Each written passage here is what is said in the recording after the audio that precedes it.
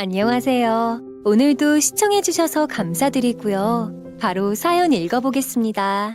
세상을 살아가다 보면 내 편이 적이 되고 적이 많으면 저를 도와주는 아군도 생기게 되네요. 그리고 그 끝은 홀로서기지만 아이만 믿고 열심히 살아갑니다. 아들이 자기 엄마한테 돈 좀 지원해 준 것 가지고 아주 유난이다, 유난. 안녕하세요. 전 얼마 전 5살이 된 아들과 함께 살아가는 30대 여성입니다. 남편과는 대학 동기 모임에서 알게 되었어요.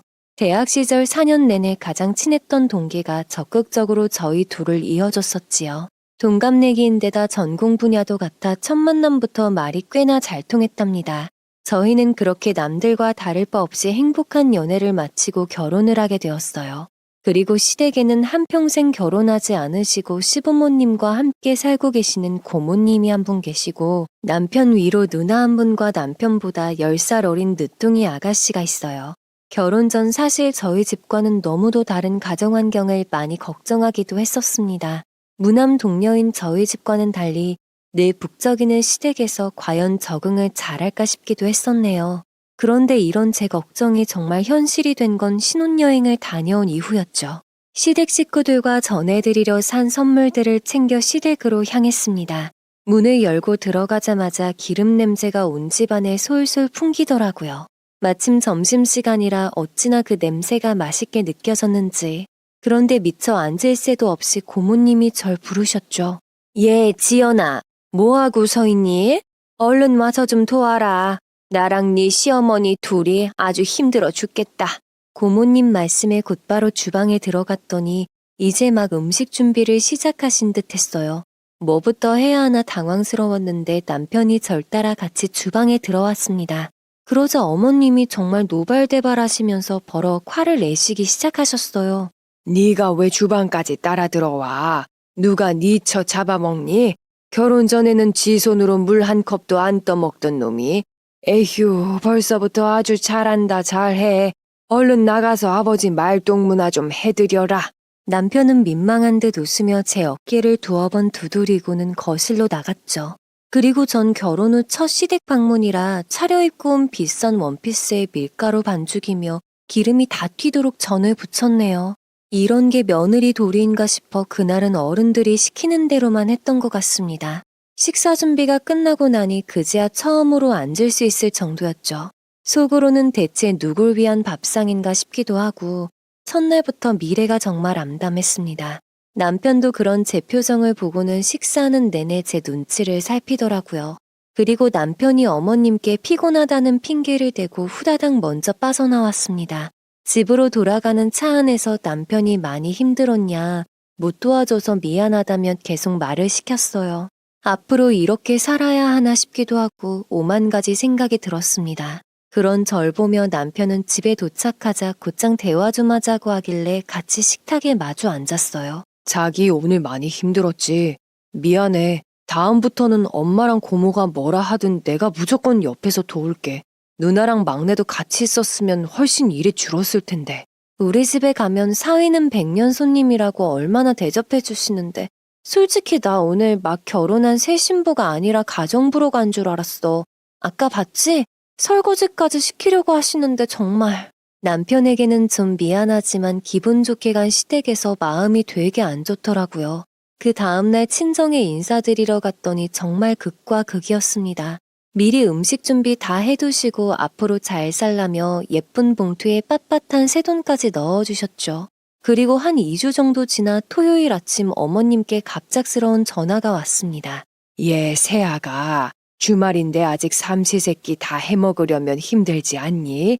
대충 씻고 집에 와서 편하게 해주는 밥 먹고 놀다가 저녁쯤 가면 어떻겠니? 네? 아, 어머님.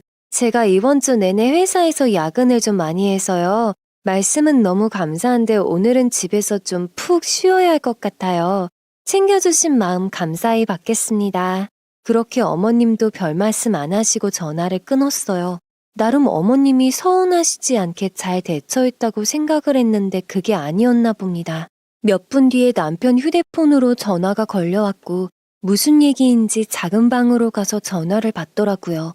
그리고는 잠시 뒤에 거실로 나오더니 아무래도 시댁을 가야 될 것 같다고 하는 겁니다. 방금 은지한테 전화가 왔는데 엄마가 화가 많이 나셨다는데 우리 먹으라고 반찬까지 다 만들어 두셨다니까 가서 점심만 먹고 일찍 나오자. 오후에는 우리끼리 시간 보내자. 나 정말 피곤해. 이번 주 하루도 안 빠지고 계속 야근했는데 오늘만큼은 좀 쉬고 싶다고 얘기했잖아. 남편은 어떻게든 절 설득하려고 계속 애를 쓰더라고요. 결국 금방 일어나기로 하고 출발했습니다. 시댁에 도착해보니 오전 10시 좀 넘었더라고요. 저희가 도착하니 어머님이 못 온다고 하지 않았냐며 화들짝 놀라시는 겁니다. 그래서 아가씨께 전화 받았다며 서운하셨음 마음 푸시라 말씀을 드렸죠. 그리고 물 한 잔 마시려 잠시 주방에 들어갔더니 어머님이 텅텅 빈 냉장고를 열어보고 계셨어요. 그러다가 점심밥 해먹으려면 나가서 장 좀 봐와야 되겠다며 급하게 시장에 좀 가자 하시는 겁니다. 순간 이 상황은 대체 뭐지 싶었네요. 분명 전날에 저희 챙겨주신다고 반찬까지 미리 만들어 싸놓으셨다는 아가씨 말과는 달리 냉장고에 정말 커다란 김치통이랑 드시던 반찬 몇 가지 외에는 아무것도 없었습니다. 결국 조용히 남편을 불러 대충 얘기를 했더니 눈치 없는 남편이 큰 소리로 아가씨한테 말을 하더라고요. 야, 은지, 너 왜 거짓말을 해? 엄마가 무슨 반찬을 만들어서 싸뒀다는 거야. 그리고 엄마는 장도 안 봐놓고 무슨 밥을 먹으러라고 아침부터 전화를 해. 오빠랑 새언니는 반찬 챙기러 집에 왔어? 여기가 무슨 반찬 가게야? 엄마가 주말인데 다 같이 밥 좀 먹고 싶어 하길래 내가 거짓말 좀 했어. 그러길래 진작 자주 좀 오면 좋잖아. 아가씨 말에 순간 황당하기도 하고 대체 날 어떻게 보는 건가 싶어 기분도 상당히 나쁘더라고요. 남편도 아니다 싶었는지 말 가려서 못하냐며 한마디 했습니다. 그러자 아가씨는 대답도 안 하고 방으로 쑥 들어가 버렸어요. 순식간에 분위기는 안 좋아지고 아버님은 그만 가보는 게 좋겠다며 한숨을 푹 쉬셨습니다. 결국 반찬은커녕 밥도 못 먹고 기분만 망친 채로 집으로 돌아왔어요. 남편은 이왕 나온 김에 밖에서 외식이라도 하자 하는데 아무 일 없었다는 듯이 외식을 할 만한 기분은 아니었네요. 집에 와서 전 너무 피곤하고 말할 힘도 없어서 바로 침대에 누웠죠. 그런데 막 잠이 들려고 할 때 어머님께 전화가 걸려왔습니다. 네가 시집 온 지 얼마 안 돼서 잘 모르는 것 같길래 좀 알려주려고 전화 걸었다. 아무리 나이가 어려도 어쨌든 네 시누이 아니냐. 다음부터는 서로 얼굴 붉힐 일 없게 조심 좀 해줘라. 어머님, 혹시 제가 오늘 뭘 잘못했나요? 정말 이해가 안 돼서 여쭤보는 거예요. 아니 그럼 네가 잘했냐? 시집 온 지 얼마나 됐다고 벌써부터 남편한테 쪼르르 가서는 이러쿵 저러쿵 아주 뒤에서 못된 짓만 하고 그게 사이좋은 남매 이간질 시키는 거 아니냐? 정말 어머님과의 10분 남짓한 통화 시간이 제게는 너무도 길게 느껴졌습니다. 나중에서야 통화 소리를 듣고 방에 들어온 남편이 옆에선 무슨 일이냐 물으며 전화기를 가져갔어요. 그럴수록 어머님 목소리는 더 커졌고 남편은 어떻게든 어머님 화를 가라앉혀 보려고 애를 썼고요. 그러다 결국에는 어머님께서 먼저 전화를 끊으셨고 남편은 한숨을 푹 쉬며 고개를 절레절레 내저었습니다. 주위에서 시댁 문제로 싸우게 된다는 말을 들어도 남의 일인 줄만 알았습니다. 그런데 막상 겪어보니 그럴 수밖에 없겠더라고요. 결국 그날 처음으로 남편과 부부싸움을 하게 되었습니다. 게다가 서로 자존심도 강한 편이라 누구 하나 먼저 손 내미는데 시간이 좀 걸렸었죠. 며칠간의 냉전 상태가 지나고 겨우 화해를 한 뒤 오랜만에 외식을 하러 나갔어요. 와인도 한 잔 마시며 한참 기분 좋게 보내는데 남편이 조심스럽게 말을 꺼내더라고요. 이번 주말에 엄마가 집으로 좀 오라고 하시네. 누나네도 온대. 아버지가 뭐 하실 말씀이 있으신가 봐. 저녁 시간 맞춰서 가면 되니까 가기 전까지는 푹 쉬다가 가자. 며칠 만에 남편과 편하게 밥 좀 먹나 했는데 결국 제 표정이 또 한 번 굳어졌습니다. 저번 일 이후로 어머님을 어떻게 대해야 할지 사실 혼란스러운 상태였거든요. 하지만 계속 피하기만 할 수는 없는 일이기에 부딪혀보자 마음먹었습니다. 며칠 후 토요일이 되었고 남편과 평일에 미처 못했던 집안일을 싹 해두고 늦은 점심을 먹었습니다. 그리고 남편과 집 근처 카페에 가서 느긋하게 차 한 잔 마시고 케이크가 맛있기로 유명한 곳이라 예쁜 걸로 포장해서 시댁으로 출발했어요. 시댁에 도착해서 집 안으로 들어가니 이미 형님을 포함한 시댁 식구들이 모여 계셨어요.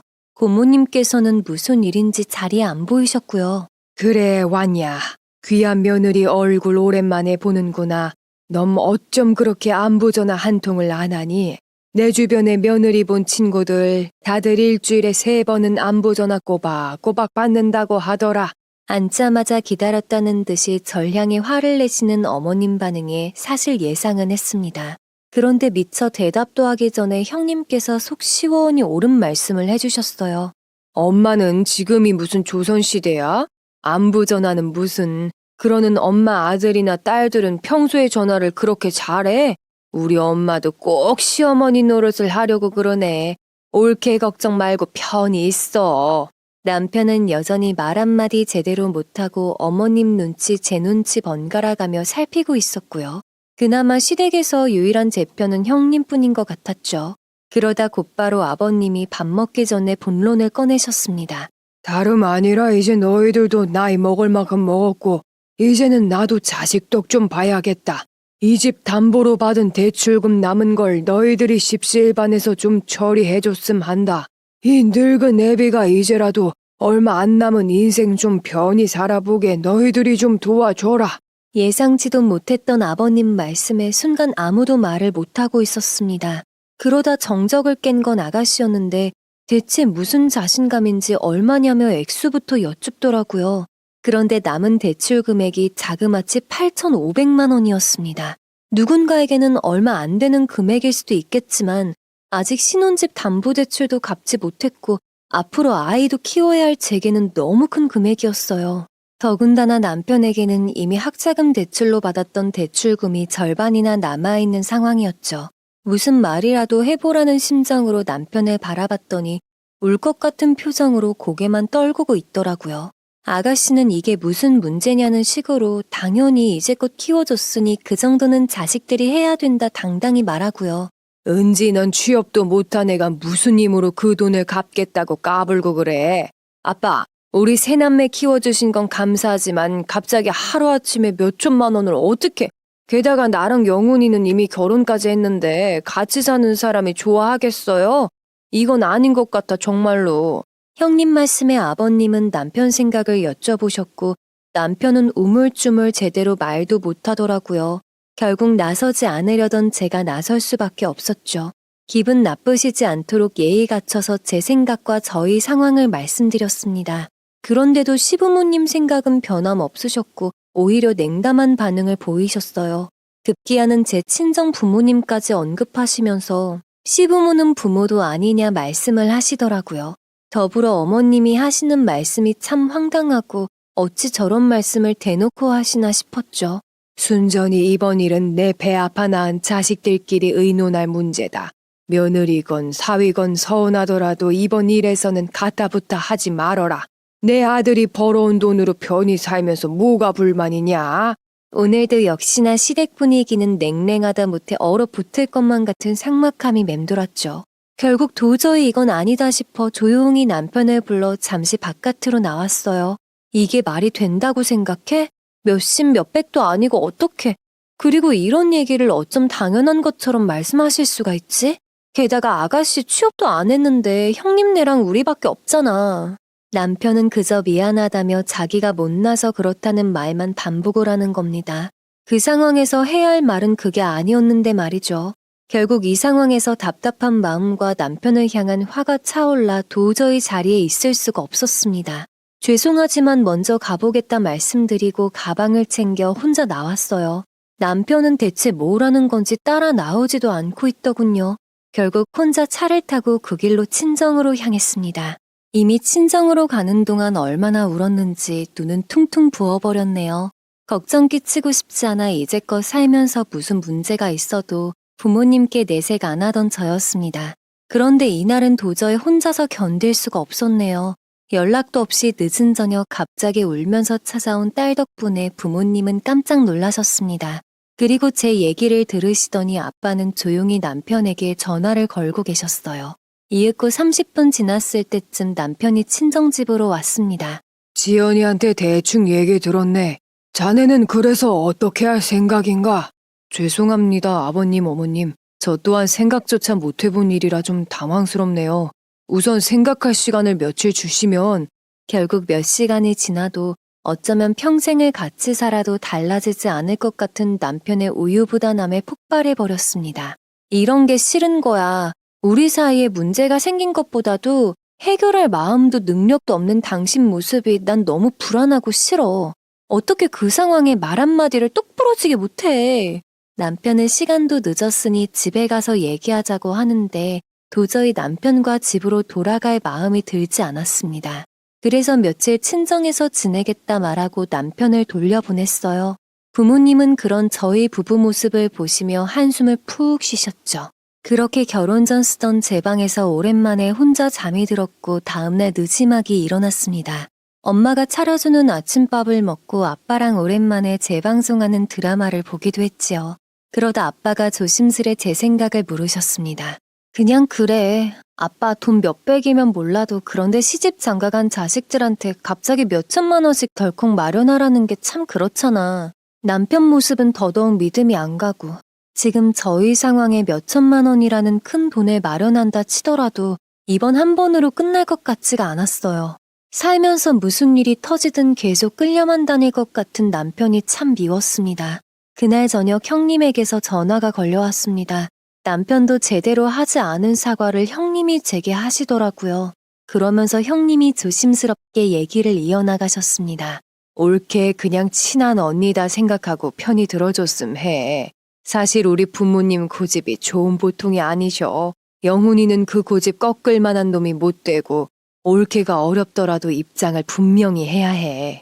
형님은 갑작스러운 금전 문제로 당황했을 거라며 제게 한 번도 듣지 못했던 시댁의 조심스러운 부분들을 말해주셨어요.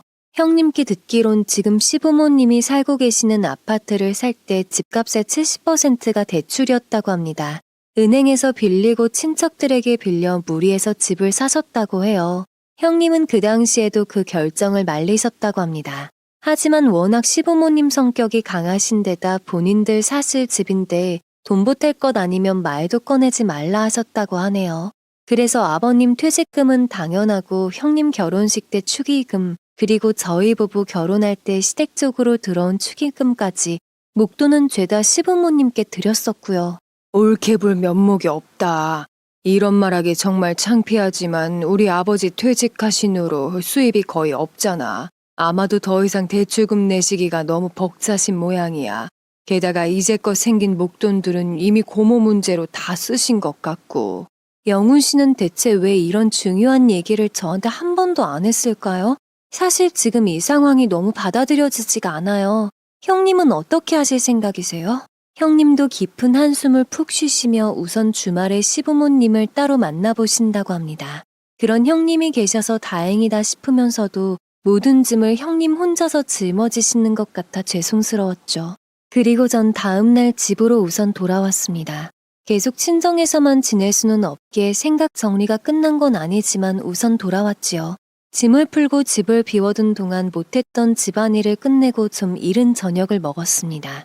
그리고 방에서 잠시 누워있는데 마침 남편이 퇴근을 해서 돌아왔더라고요. 현관에 놓여진 제 신발을 봤을 거고 역시나 방으로 곧장 들어오더니 자기야 고맙고 미안해. 당신 없는 동안 나도 생각이 참 많았어. 계속 친정에 있을 순 없어서 온 것뿐이야. 당신을 이해해서 들어온 거 아니니까 고마워할 필요 없어. 남편은 제 손을 꼭 붙잡고 앞으로 아니다 싶으면 주저하지 않고 해결하겠다며 거듭 사과를 하더군요. 사실 그 말에 신뢰는 가지 않았지만 못 이기는 척 받아줬습니다. 그리고 이번 문제를 어떻게 해결할지 물어보니 시부모님께는 죄송하지만 거절을 하겠다 했습니다. 도저히 그 큰 금액을 갚아드릴 형편은 아니다 생각이 들었다면서요. 그리고 남편은 전날 제게 말한 그대로 다음날 퇴근 후 시댁으로 가서 시부모님을 따로 뵙고 돌아왔습니다. 그런 남편을 보는 제 마음도 사실 편치만은 않았어요. 나도 어머님 아버님 힘드실 때 도움 못 드려서 사실 마음이 안 좋아. 우리 앞으로 생신이며 명절이며 행사 때 얘기한 것보다 좀 더 넉넉히 챙겨드리자. 나도 평소에 좀 더 신경 쓸게. 그렇게 시댁 대출금 문제는 정리가 된 줄로 알았고 더불어 남편과의 사이도 자연스레 좋아졌어요. 순순히 그렇게 하라고 하실 분들이 아니신데 생각보다 잠잠히 넘어간 것 같아 의외다 싶긴 했지만요. 그런데 얼마 뒤 형님과 따로 통화를 하면서 대출금 얘기가 다시 나왔습니다. 이번에는 영훈이가 잘했네. 난 애들 아빠랑 의논해서 1,000만 원만 보내드렸어. 그 이상은 사실 나도 무리고. 우리 부모님이지만 너무 무리한 요구 하셨지. 올케도 마음고생 많았겠다. 형님과는 이번 시댁 문제로 깊은 대화를 많이 나누게 되면서 참 많이 가까워졌죠. 그 후 얼마 뒤 어머님 생신이 얼마 남지 않은 시점이 되었을 때였어요. 그동안 불편한 마음이 있기도 했었고 시부모님을 어떻게 대해야 할지 여러 이유로 한동안 시댁 방문을 좀 꺼렸던 때였습니다. 하지만 남편도 이번에는 본인만 믿으려며 큰 소리를 치고 저 또한 이번 기회로 분위기 전환이 필요하다 싶었죠. 그래서 미리 형님께 전화를 드려서 어떻게 하면 좋을지 얘기를 나눴습니다. 그러다 어머님 생신날이 평일이라 직접 상을 차리긴 어려울 듯 싶어서 시댁 근처의 맛있는 식당으로 미리 예약을 하게 되었어요. 그리고 남편과 함께 생신 전날 백화점으로 가서 어머님 생신 선물을 골랐습니다. 사실 뭘 드려야 할지 조심스러웠는데 남편 한마디에 주저없이 고르게 되었네요. 사실 우리 엄마 맨날 세일한다는 가게만 가서 아무거나 사 입으셨거든. 장모님 저번에 입고 계셨던 패딩 좋아 보이던데 그런 건 좀 비싸려나? 남편 말에 가격대는 좀 있지만 좋은 거 해드리자 싶어서 고가의 패딩 제품을 구매했어요. 그 다음날 퇴근 후 예약해둔 식당으로 출발을 했습니다. 남편 회사에서 제 회사까지 거리가 좀 있어서 각자 차로 이동을 하기로 했거든요. 남편이 저보다 30분 정도 일찍 도착을 했다는 연락을 받았습니다. 그리고 주차를 한 뒤 식당으로 들어가는데 이미 시댁 식구들 모두 와 계시더라고요. 새언니는 시어머니 생신에도 꼴등으로 오시네요. 우리 엄마 생신상도 직접 안 차려드리고 성의 없이. 식당에서 밥 먹자는 건 또 뭐예요? 오빠는 집에서 밥이나 얻어먹고 살아? 야 임마 너 새언니한테 누가 그렇게 버릇없이 구냐? 나이도 한참 어린 놈이 어디서 시누이 짓을 하고 있어. 됐다. 그만들 좀 해라. 그리고 조카 며느리께서 잘못한 거 맞는데 뭘. 내년부터는 바빠도 부모님 생신은 집에서 좀 챙기자. 1년에 한 번뿐인 생일을 남이 해주는 밥 먹어야 되겠냐. 사실 저번 대출 문제가 있고 처음으로 뵙는 자리인데 참 마음 한켠이 씁쓸해지는 겁니다. 남편은 그 말에 표정이 굳어지며 뭐라 말을 하려던 걸 제가 막았습니다. 그래도 어머님 생신날까지 망치고 싶지는 않았고 더욱이 오늘만은 무사히 넘어가길 바랬던 마음이었죠. 그렇게 식사를 하다가 아가씨가 뜬금없이 질문을 했어요. 생신상도 안 차렸는데 선물로 뭘 준비해 온 거냐며 다 같이 있을 때 드리라고 하면서요. 남편은 말없이 아가씨를 째려봤고 저 또한 사실 기분이 좋을 수가 없었습니다. 10살이나 어린 아가씨가 자꾸만 저한테 잔소리를 하며 가르치려는 상황이 좋을 수만은 없겠죠. 그래도 어머님도 기대하고 계시는 듯하고 그 자리에서 쇼핑백을 전해드렸습니다. 어머님은 고맙다며 바로 열어보시더니 실망한 표정을 지으시는 겁니다. 예, 너는 무슨 패딩을 사왔니? 남들은 며느리가 비싼 가방도 척척 잘만 사줘서 그렇게 모임 때마다 자랑을 해대는데. 엄마 이거 엄청 비싼 거야. 엄마 안 입을 거면 나 주면 안 돼? 우와, 오빠랑 새언니 돈 잘 버나 보다. 전부터 궁금했는데 새언니는 한 달 월급이 얼마예요? 보니까 언니 차도 좋던데? 아가씨 질문에 좀 당황스러워서 뭘 그런 걸 묻냐며 대충 얼버무리고 넘어가려 했습니다. 그러자 저희 신혼집은 얼마에 산 거냐, 결혼 전까지 모은 돈은 얼마나 되냐며 정말 사적인 질문을 계속해왔습니다. 그래서 결국 제 표정도 점점 굳어져 가고 어머님은 이 와중에도 아가씨 편을 들고 계셨죠. 예, 애가 어려서 궁금한 게 많아서 그러니까 네가 이해해라. 아직 취업도 못 해봤고 결혼도 안 해봤으니 얼마나 궁금하겠냐. 그나저나 이 패딩이 그렇게 비싸냐? 얼마나 줬길래? 결국 듣다 못한 형님이 나서서 뭘 그리 무례한 질문들을 하냐며 말려주셨네요. 남편은 눈치도 없이 식사만 열심히 하고 있었고요. 이 상황에 전 빨리 식사가 끝나서 집에 가고 싶다는 생각뿐이었습니다. 그런데 어머님이 비싼 선물도 받았으니 집에 가서 과일이라도 먹자고 하시는 겁니다. 아가씨도 오랜만에 집에 좀 들렸다가라며 맞장구를 치고 참 곤란한 분위기였죠. 결국 그날 식사를 마치고 나서 시댁으로 향했습니다. 어머님은 곧바로 주방에 가셔서 커피랑 과일을 내오셨고 아가씨는 방으로 쏙 들어가 버렸었죠. 어색하게 대화를 나누며 후식을 먹으니 어느덧 시간이 10시가 되어 갔습니다. 너무 피곤해서 집에 가고 싶다는 생각뿐이었죠. 마침 할 말도 다 떨어진 분위기라 남편에게 조용히 빨리 가자며 눈치를 줬어요. 그제야 남편이 다음날 출근도 해야 해서 가보겠다며 말씀드리고 나오게 되었습니다. 집으로 가는 차 안에서 제 기분이 안 좋아 보이니 남편이 뭐 때문에 그러냐 물었습니다. 자기는 그렇게 변한다고 하더니 대체 뭘 변하겠다는 거야? 오늘도 답답하게 구는 당신 대신해서 형님이 내 편도 들어주시고 아가씨는 만날 때마다 실례되는 질문들을 참 많이 하시네. 그러자 제 말에 남편도 기분이 좀 상한 모양인지 아무런 말도 없이 묵묵히 운전만 하더군요. 그렇게 집으로 돌아와 너무 피곤한 나머지 씻고 바로 잠이 들었습니다. 그리고 다음날 회사에 출근해서 정신없이 오전이 지나가고 점심시간이 되어 밥을 먹고 있었습니다. 갑자기 어머님한테서 전화가 걸려왔어요. 저희 회사 앞에 오셨다며 갑자기 좀 내려와 보라는 말을 하시길래 굉장히 놀랐죠. 구내 식당에서 밥 먹다 말고 헐레벌떡 나가보니 아가씨와 함께 두 분이 서 계시는 겁니다. 어머님이랑 아가씨가 갑자기 저희 회사까지 어쩐 일이세요? 예, 여기 건물 안에는 직원들밖에 못 들어가냐? 좀 들어가서 구경 좀 해보면 안 되냐? 이게 무슨 소리인가 싶어 되물으니 어머님이 우선 근처 카페로 절 데리고 가셨습니다. 그리고 어쩐 일인지 웃는 얼굴로 상냥하게 일하느라 고생 많다는 말씀을 해주시더라고요. 속으로는 이게 무슨 상황인가 싶어 얼떨떨하게 앉아 커피 한 잔을 마셨네요. 그러다 어머님이 눈치를 슬쩍 보시며 본론을 꺼내셨습니다. 너도 알다시피 은지 얘가 몇 년째 취업도 못하고 집에만 있잖니. 그래서 너네 회사에 자리 하나 좀 마련해주면 좋을 것 같아서 왔다. 들어보니 월급도 꽤 받는다고들 하던데 괜찮지? 옆에 앉아있던 아가씨도 이때다 싶었나 봅니다. 생전하지 않던 애교 가득한 목소리로 절 어찌나 상냥하게 불러대는지요. 당황한 기색으로 제 딴에는 최대한 배려해서 거절을 했습니다. 저 역시도 사실 괜찮은 대학을 나왔음에도 지금 다니는 회사에 어렵게 취업을 했거든요. 반면에 아가씨는 멀쩡한 대학을 다니다 말고 집안에는 한마디 말 없이 자퇴를 했었죠. 덕분에 한바탕 집안은 뒤집어졌었고 아가씨는 자퇴 후 한동안 느닷없는 재수를 했습니다. 당연히 아가씨 성격에 6개월도 못 가서 재수를 포기했고 지금까지 간간히 아르바이트를 하며 사는 중입니다. 어머님 죄송한 말씀이지만 저희 회사 들어오려고 4년제 대학 나와서 열심히 자격증 딴 사람들도 수두룩하게 떨어져요. 아가씨가 그래도 저희 회사랑 접점이 있다면 모를까 죄송해요. 제 말에 어머님은 표정이 순식간에 바뀌시더니 사람 면전에 두고 무시하는 것도 유분수라며 어찌나 화를 내시는지요. 아가씨 또한 사람을 뭘로 보는 거냐 소리를 질러대며 절 무섭게 째려보고요.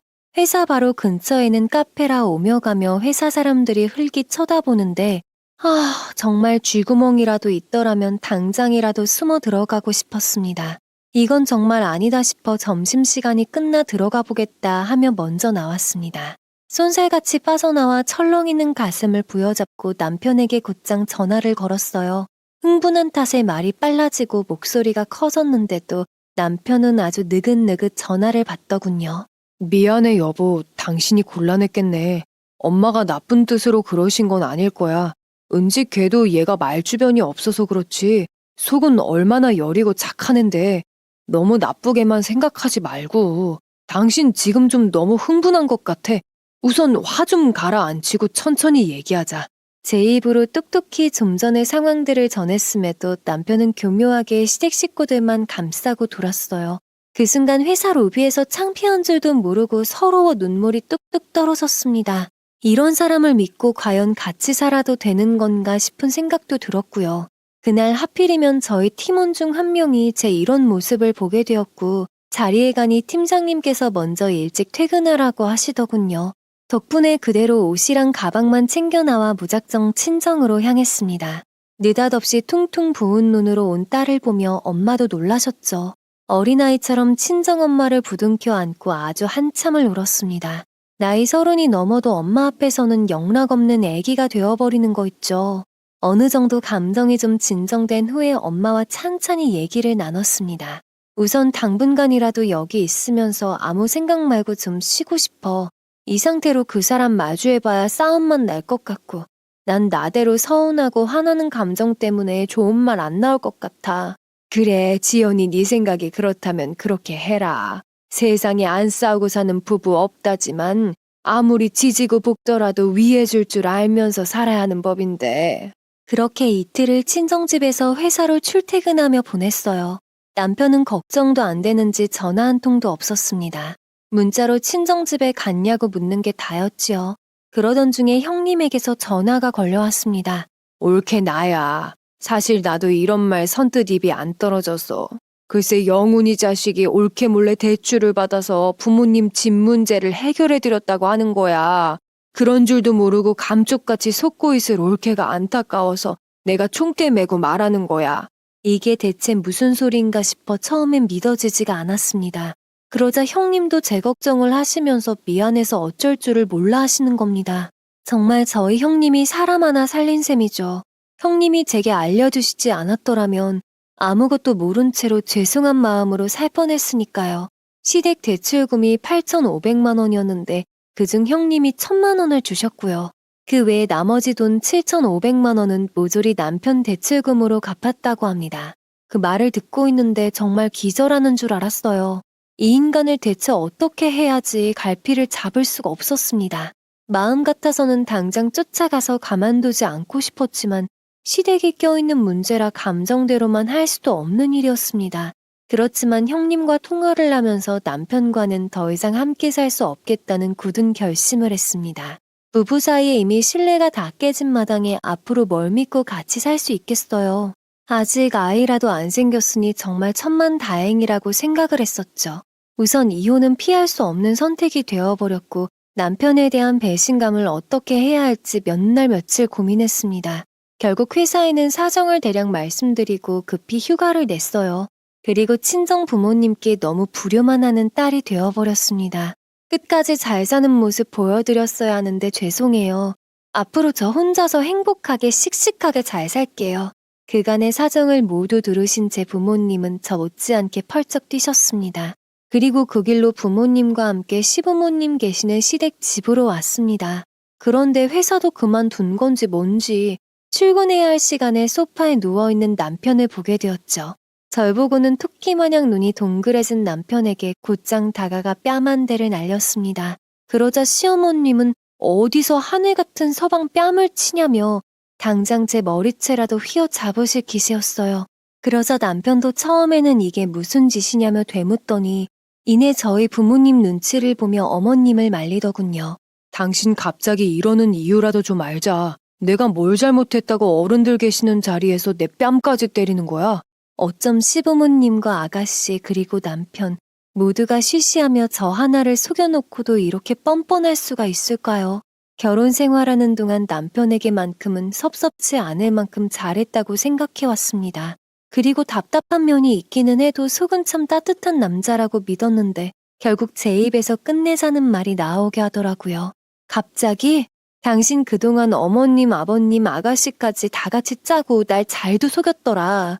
나 몰래 대출받아서 시댁집 빚 다 갚아드리고 그것도 모르는 나는 도움도 못 드려 죄송한 마음에 용돈 챙겨드렸는데 이런 내 모습에 속으로 얼마나 비웃었어. 제 말에 아버님은 민망하신 듯 연신 헛기침을 하시더라고요. 어머님은 옆에서 되려 당당하다는 듯 큰 소리를 내셨고요. 그까짓 돈 몇 푼에 친정 부모까지 모셔와서 잘하는 짓이다 하시면서요. 부부 사이에 가장 중요한 것이 전 신뢰라고 생각해온 사람입니다. 지금 역시도 그 생각은 변함이 없고요. 그런데 이렇게 믿음을 저버리고 시댁에서는 저 몰래 효자 노릇 다 하고 제 앞에 와서는 자기 부모님 불쌍하지 않냐며 청승을 떨었죠. 너무도 분통해서 도저히 참을 수가 없었습니다. 더군다나 월급도 뻔한 회사원이 대체 무슨 배짱으로 그 큰 돈을 덜컥 대출을 받았는지도 참 답답했습니다. 흥분을 가라앉히고 자리에 앉아 차분히 얘기를 시작했습니다. 남편은 저더러 일 크게 만든다며 어른들 안 계실 때 따로 얘기하자고 하는데 제가 그 입을 막으며 싸늘하게 말했습니다. 긴 말 필요 없이 당신 그 돈 어떻게 갚을 생각이야? 분명 내년에 우리 아이 갖기로 했었고 거기다 아파트 대출금은 아직 반절도 못 갚았어. 당신 월급이 갑자기 몇백만 원씩 오르는 것도 아니고 대체 무슨 생각이야? 제 말에 남편은 꿀먹은 벙어리처럼 이렇다 저렇다 말도 못하고 시어머니와 저만 번갈아 쳐다보았죠. 그러다 겨우 입을 열어서 한다는 말이 정말 가관이었습니다.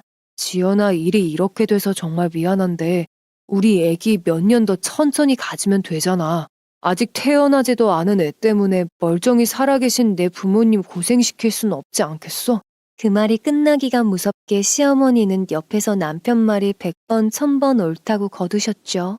되려 제게 미안해하거나 부끄러워하기는커녕 절 이기적이고 욕심 많은 사람 취급을 하더라고요. 그때 정말 이 사람과는 평생을 함께할 수 없겠다는 마음이 들었습니다. 차라리 아기가 아직 없는 게 다행이었던 거죠. 그러자 듣고 있던 엄마가 거실이 떠나가라 소리를 치셨습니다. 아이고, 저거 정신 나갔네. 미친 말도 정도껏 해야지. 네가 그러고도 가장이야? 남편이냐고. 악착같이 살아가려는 아내에게 힘이 못 대줄 망정? 뭐? 태어나지도 않은 애? 저런 걸 사위라고. 아휴, 그만 가자. 그 길로 전 뒤도 돌아보지 않고 부모님과 함께 나왔습니다. 저희 아빠도 이미 화가 날 대로 나섰지만 똑같은 사람 되기 싫다며 하루라도 빨리 정리하라는 말만 하셨네요. 그러자 절 붙잡겠다고 남편은 슬리퍼 질질 끌고 뛰쳐나와 제 손목을 잡았습니다. 그제서야 이번 일은 자신이 잘못했다며 둘이 열심히 벌어서 얼른 갚고 새 출발하자고 하더군요. 이 인간은 정말 생각이란 걸 하긴 하는 건지 더 이상 말도 섞고 싶지 않았습니다. 그대로 출발해서 살고 있던 신혼집으로 향했습니다. 우선 당장 필요한 제 옷가지들과 짐을 챙겼어요. 그리고 평소 오고 가며 반갑게 인사해 주셨던 부동산 사장님께 연락을 드렸습니다. 최대한 빠른 시일 내로 집 좀 내놓아 달라고 말이죠. 저희 회사에서 직원들 부담 줄여주려고 대출이 참 잘 되어 있습니다. 그래서 이 집도 제 명의로 대출을 받아 제 앞으로 해놓은 제 집이었죠. 그리고 집안의 가전 가구들 모두 가장 좋은 제품들로만 저희 부모님이 사주셨고요. 그러고 보니 참 남편 그동안 편하게 호강하며 살았네요. 결혼하면 돈 관리는 각자 하고 싶다던 제 의견과는 달리 부부가 일심동체가 되어야 한다며 자기한테 맡기라는 사람이었어요. 그 말에 넘어가지 않고 지금까지 각자 관리를 해왔던 게 정말 다행이었습니다. 회사에는 쓰지 않아 쌓여만 있는 휴가를 내서 한동안 좀 쉬기로 했어요. 쉬면서 친정 집 근처로 집도 얻고 다시 혼자 살 보금자리로 예쁘게 꾸며뒀습니다. 고작 이 모든 일들이 일주일 만에 일어난 일이었죠. 어느 정도 제 상태도 안정을 찾고 남편에게 이혼 서류를 보냈습니다. 재산 분할이라고 해봐야 아무것도 없고 애도 없으니 그저 깔끔하게 정리하고 싶었어요. 그런데 이런 제 바람이 무색하게 시어머님이 끝까지 진흙탕 싸움을 만드셨어요. 네가 감히 내 아들을 이혼남을 만들 작정이냐? 그래, 오냐 좋다. 나도 당장 네 그 잘난 회사로 쳐들어가서 아주 망신 한번 제대로 주마. 어쩜 이렇게 못되고 악랄한 게 며느리라고. 어머님은 제게 전화를 걸어 아주 대놓고 소리를 지르시고 막말을 하시더라고요. 대꾸도 하지 않고 조용히 녹음만 해뒀습니다. 그리고 남편에게 문자 한 통을 보냈어요. 협의 이혼이 아니라 소송을 원하는 거라면 제대로 한번 가보자고요. 그동안 어머님께 받은 정신적 피해 보상까지 모두 청구할 생각이다 하니 바로 전화가 걸려왔습니다. 다시는 연락 가는 일 없게 하겠다면서 이혼에 합의한다고 말이죠. 혹여나 또 말이 바뀔세라 다음날 곧바로 법원에 가서 서류를 제출했습니다. 그리고 친정집에서 며칠간 머물기로 했는데 이상하리만큼 유독 잠이 쏟아졌어요. 그동안 신경 쓴 일이 워낙 많았기에 그러려니 했는데 점점 속도 자주 미식거리고 생전 안 하던 헛구역질이 나오기 시작했어요. 혹시나 싶어 약국에서 테스트기를 사왔는데 선명한 두 줄이 떴습니다. 너무 놀라서 엄마 손을 잡고 집 앞에 있는 산부인과로 곧장 향했어요. 그러자 5주가 되었다며 임신 축하를 받았습니다. 남들에게는 행복하기만 한 소식이 하필이면 제게는 막막한 일이 되어버린 거죠. 하지만 그것도 잠시였고 외로운 제 삶에 찾아와준 축복이라고 여기며 받아들였습니다. 그리고 혹시나 아기 핑계로 다시 헛소리를 하면 어쩌나 싶어 남편을 비롯해 시댁 쪽에는 얘기를 늦게 했어요. 무엇보다 스트레스 받으면 절대 안 되는 임신 초기여서 더 조심스러웠고요. 그러다 안정기에 접어들어 형님을 따로 만났습니다. 그런데 참 신기한 일이었어요. 임신했다는 말을 하기도 전에 형님이 먼저 물으시더라고요. 그날 몇 시간을 형님과 이런저런 얘기를 나누었어요. 가장 큰 걱정은 뒤늦게라도 아이 소식을 접해 들어서 시댁 쪽에서 아이를 달라고 하면 어쩌지였습니다. 또다시 길고 긴 싸움을 하고 싶지도 않았고 아이에게만큼은 좋은 것만 보여주고 싶었으니까요. 이번 일은 형님이 알아서 정리하신다며 제게는 건강관리만 잘하라는 말씀을 해주셨습니다. 옳게 나만 믿고 맡겨. 우리 엄마랑 영훈이 그 답답한 자식은 내가 알아서 해결할게. 애기한테 부끄러운 줄 알아야지 욕심까지 내면 그게 사람이겠어? 걱정 말고 몸만 챙겨. 그리고 며칠 뒤 주말 아침부터 시어머님 번호로 연달아 부재중에 찍혀 있었어요. 예상은 했지만 역시나였죠. 하지만 이번만큼은 달랐습니다. 더 이상 답답하고 우유부단한 남편만 믿던 제가 아니었으니까요. 그리고 형님께서 참 큰 도움을 많이 주셨습니다. 먼저는 시댁 식구들 모두에게 아이 얼굴은 볼 생각도 하지 말라며 단호하게 못을 박으셨어요. 혹시라도 아이 문제로 제게 연락을 하거나 찾아간다거나 하면 곧바로 매달 드리는 용돈도 끊어버리겠다면서요. 그 후로는 정말 질긴 악연이 모두 끝이 났구나 싶어 다시 안정적인 제 삶으로 돌아갔습니다. 앞으로 혼자 아이를 낳아 길러낼 일이 걱정이긴 했어도 뱃속에 절 닮은 아이가 있다는 게 정말 행복하더라고요. 그때 그 힘든 시절을 모두 잘 넘기고 지금 그 아이가 벌써 5살이 되었습니다. 아이는 이제 막 어린이집을 다니고 있는데 제게 하루는 묻더라고요. 엄마, 나는 왜 아빠가 없는 거야? 그 말에 순간 철렁하면서 아이에게 미안하기도 했습니다. 그 전에는 아이가 어려 단 한 번도 아빠의 빈자리를 찾지 않았거든요. 워낙에 제가 빈자리 채워주려고 부단히 노력을 하기도 했고요. 그런데 어쩔 수 없는 건가 봅니다. 아빠를 만나고 싶다며 아빠랑 함께 살아보고 싶다고요. 평생 제 아이 얼굴은 보여주기도 싫지만 그래도 제게 남편으로서는 정말 별로였지만 아빠로서는 좋은 모습을 기대하며 한 달에 한 번 아이를 보여줬습니다. 그러다 지금은 아빠보다도 외할머니, 외할아버지를 더 사랑하는 아이가 되었습니다. 이로써 길었다면 길었던 제 삶의 순간들을 적어봤습니다. 부디 행복한 일만 가득하시길 바라며 이만 글을 마무리하겠습니다. 지금까지 긴 사연 들어주셔서 감사합니다. 여러분의 가정에는 평안만이 깃들길 바라면서 이만 마치겠습니다. 더 많은 이야기, 기막힌 사연을 듣길 원하신다면 구독과 좋아요, 알림 설정 부탁드립니다.